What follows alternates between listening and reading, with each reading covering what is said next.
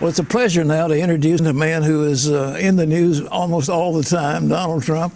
Not only it's so good to have you with us. Thank you for being here. Thank you. So great to be with you. There's something that I've seen, but you don't get any press on.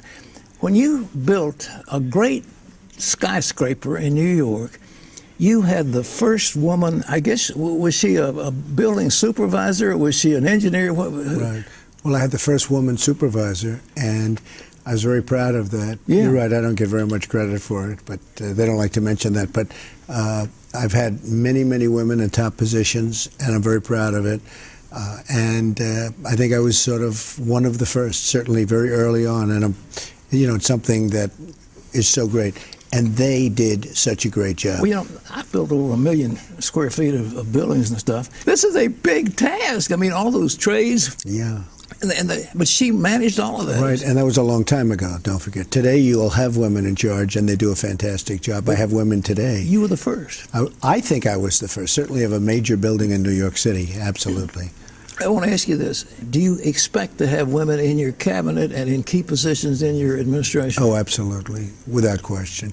I probably have 50%, maybe even more than that right now, in executive positions at the Trump Organization, and we're a very big company, very, very successful, and they do a fantastic job. But I have a tremendous number of women working for me at top levels.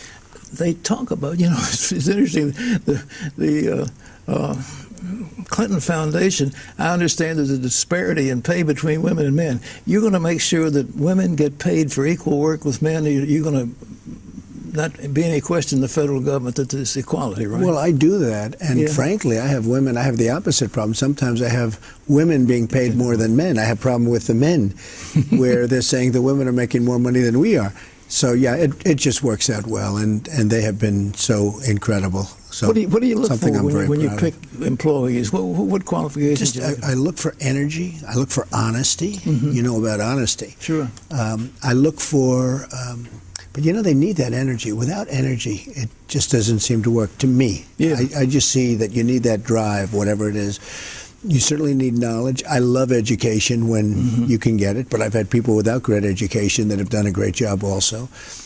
But and I think there's a certain instinct that some people have, where you have that ability, whether it's business, where I'm involved, or hitting a baseball, or playing sports. There are some people just with a certain ability. If you can find that person, it's a very special thing. You did a program, Apprentice. One of your famous lines was, "You're fired."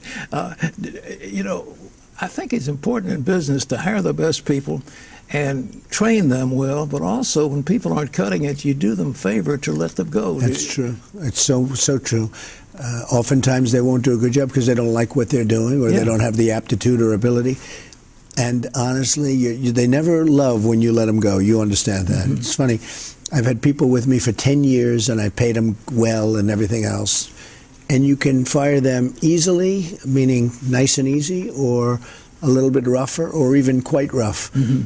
It doesn't matter. They wake up the next morning, they've been fired. And generally speaking, they're not too happy. In other words, they'll see, you'll mention the name Trump or whatever, perhaps in your case, Pat, but they'll mention the name and they'll say, "Oh, he fired me," because you're still known to them for firing them. So it's sort of an interesting thing. But oftentimes when somebody's not doing the job, the best thing you can do, not only for yourself, but for them, is to tell them to go find something they like more. Well, in the Veterans Administration, they didn't serve the needs of veterans, and yet a lot of those guys got bonuses. Right. Oh, it's terrible. That's a crime. One of the worst run enterprises. You take a look. What's happening with the veterans is so sad, and we're working with the veterans very closely. We have tremendous veteran support. I don't know if you know, even the polls are showing us, way, way, way ahead with the veterans. We're going to work with the veterans. You wouldn't hesitate, though. I mean, if those people are not serving the veterans, if they've been cheating and lying, to fire them. Can you do that under civil service rules? Or well, in Phoenix, the answer is, in theory, you can't, but I do it anyway. In Phoenix, they have people who got caught stealing, and they couldn't fire them. Okay? They're going through a process right now. So I think it's terrible. Look, the rules have to be changed. The whole government is changed, becomes so bureaucratic. But there's a good example. The Veterans Administration is so poorly run.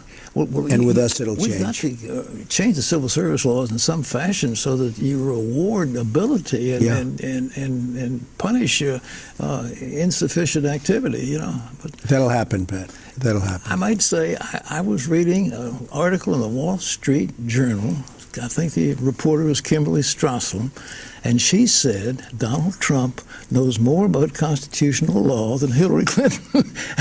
How come? What's the deal? Well, I think that's right. That was actually a very complimentary article. I appreciated it. But it's true. Well, you have to, I mean, when you're doing business, very interesting. When you do as much business as I have, you sort of learn really a lot about a lot. And if you don't know things, you're not going to be doing that. As you said, you built 1 million feet. When you do that kind of work, you get to know everybody. You get to know from the foundations to the plumbers to the sheetrock, right, to the carpenters. You know, the whole thing. I mean, you get to know a lot.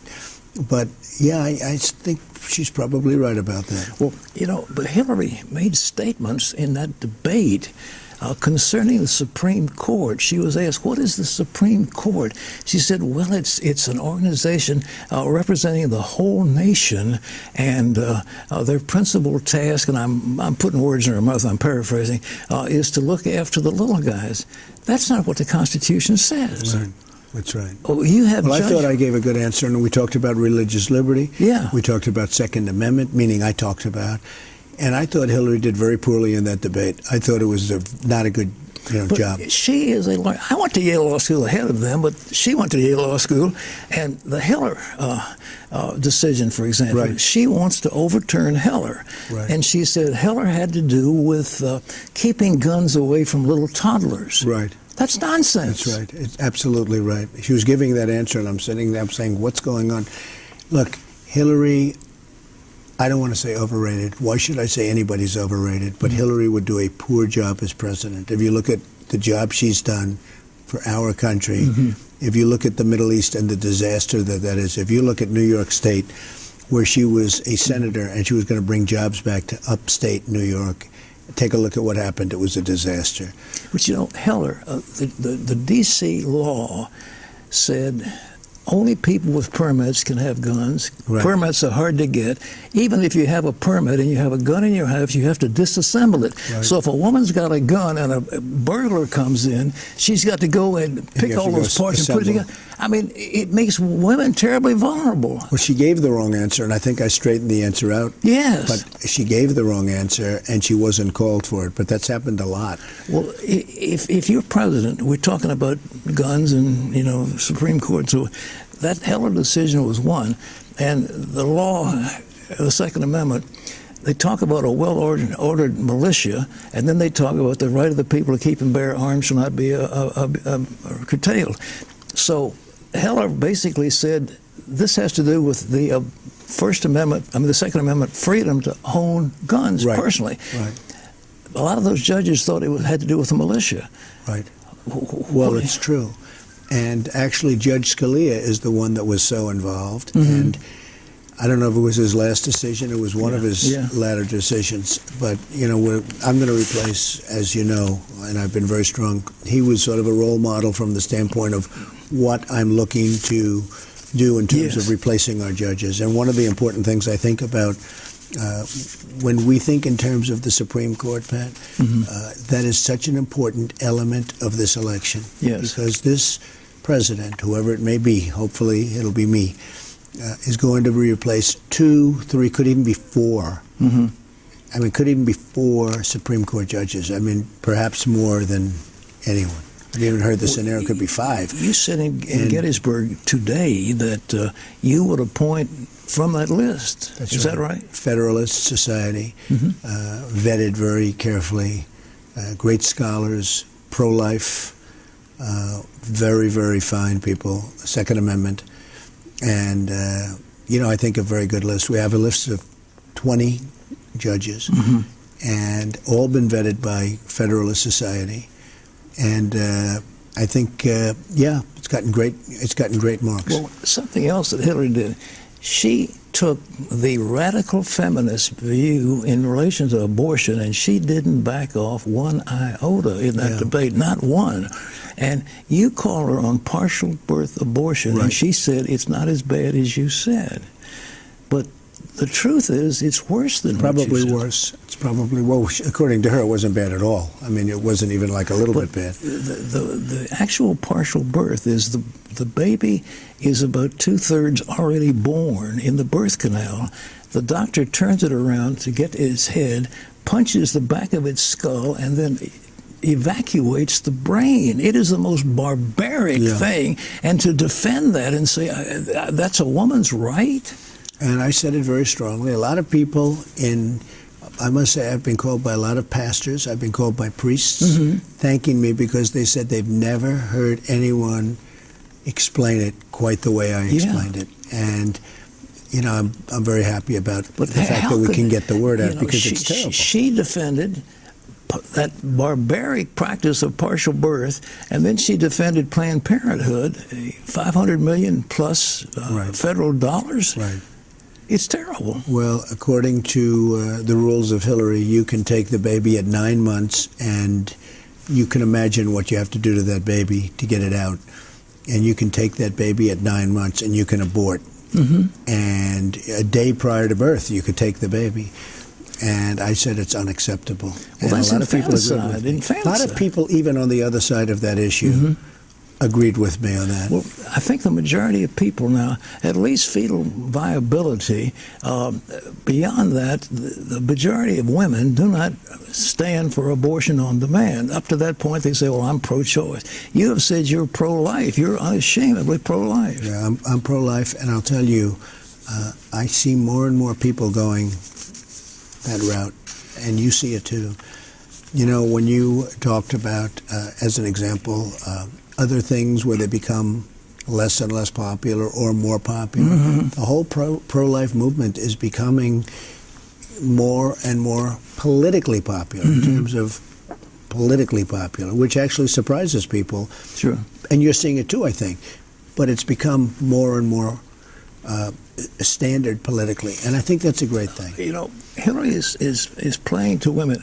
Are you seeing any shift of women toward you in relation to these issues? Because I would think that the average woman loves children. I have 14 grandchildren. I've got 9 great grandchildren. I love those children. And to think that you'd want to slaughter those children, it must, the average woman is compassionate and loving. Well, I'll let you know on November 8th, the evening of November 8th, and we'll see. We'll see. But I think we did very well in the debate. We've gotten great marks. A lot of people said, most people said we won that debate pretty easily. And maybe one of the reasons we won it was pro-life. Well, I think so. So it could very well. You were so well positioned that most people don't even talk about. They don't even talk about what you did. And that was the first question. It's very interesting. That was the first question of the evening. Now, let's talk about your growth plan. Are you going to grow the economy? You said, I think, about 25 million jobs. Right. You laid out today in Gettysburg your plan. You want to give us 2 or 3 points of what you're going to do? Well, one of the things we're going to do is, first of all, I have to say we have to renegotiate trade agreements. Yeah, sure. NAFTA and these trade agreements are just sucking the jobs right out of our country. In Virginia and every other place. I mean, they're just taking our jobs. So we have to renegotiate trade agreements. And if we can't make the right deal, we're going to end it. And I want to be free trade. I'm 100% free trade, but these deals are horrible, what's going on. Now they want to do TPP, Trans-Pacific Partnership, which is going to be another disaster. The gold standard, according to Hillary. The gold standard. And then all of a sudden it goes from the gold standard to, then she heard me talking about it, and now she goes against it. But if she ever won, she'd sign it in a heartbeat. She'd sign it in a minute. We're going to be substantially cutting taxes, not only for the middle class, but for business. We're bringing it down from 35% to 15%.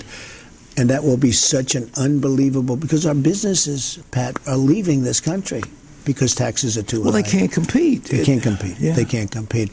Massive regulation cutting, another problem. You know, one of the things that surprised me most in going around meeting big business owners, small business owners, if they had their choice between the tax cut and the regulation cut, they would take the regulation cut. That's how bad regulations are. Is a $500 billion drain on the economy? Oh, it's no much more than that. More than that? It is so massive, the amount of money that this country, not even, forget the money, the jobs, the businesses, that we lose because of regulation, and our businesses can't compete.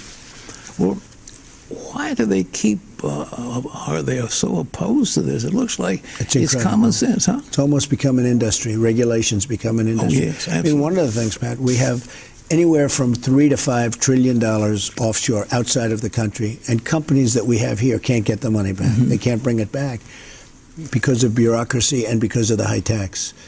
And it's billions and it's really trillions of dollars. It's probably at least 3, could be 5. American companies, they've got to pay federal tax, they've got to have a state tax, sometimes city tax, and all the other taxes that go along. Of course they can't compete. And on top of that, they have a big bureaucracy where even getting the paperwork done is almost impossible. So we're going to free that up. Was actually, I understand he had about 2,600 regulations in the hopper that he's personally going to put in before he gets through his term. Is that correct? It's okay. He'll do it with a executive order, and I'll undo it with an executive order. It's the only good thing about his executive orders. You can undo them very rapidly. So your plan is, when you take office, you will undo those executive orders? Well, we have no choice. Look, whether it's on the border or regulation, we have no choice. We have to. The regulations are killing our businesses. Our businesses can't make it. They can't expand.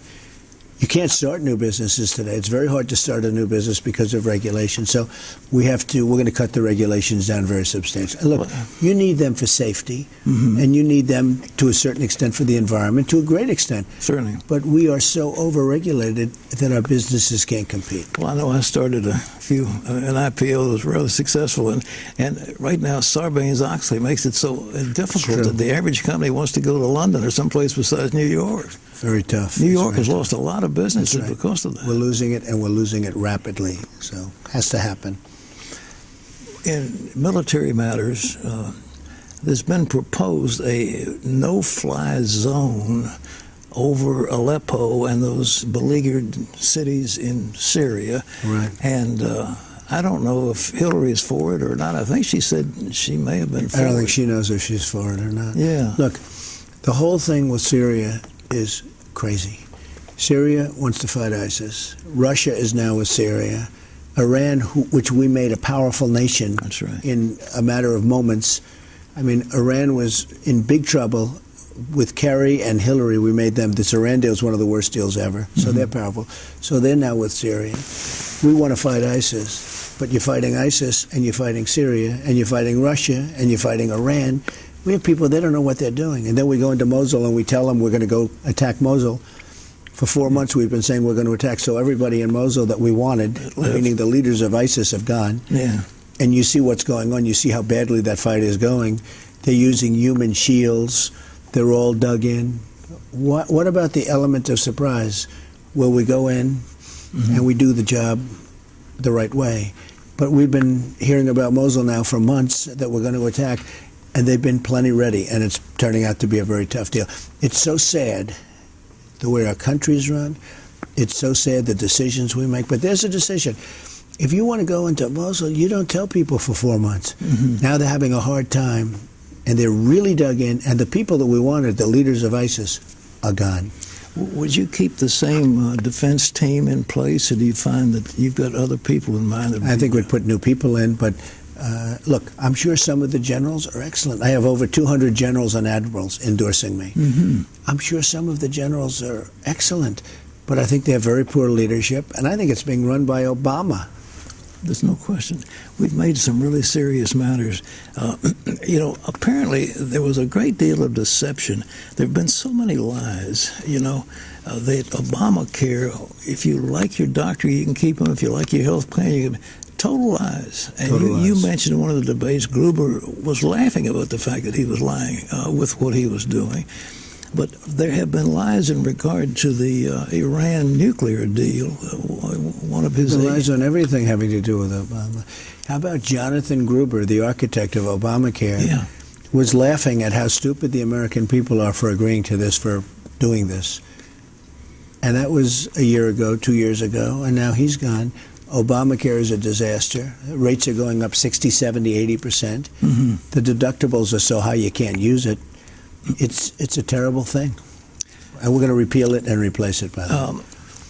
One last question. I know you got to do a rally. There have been so many lies.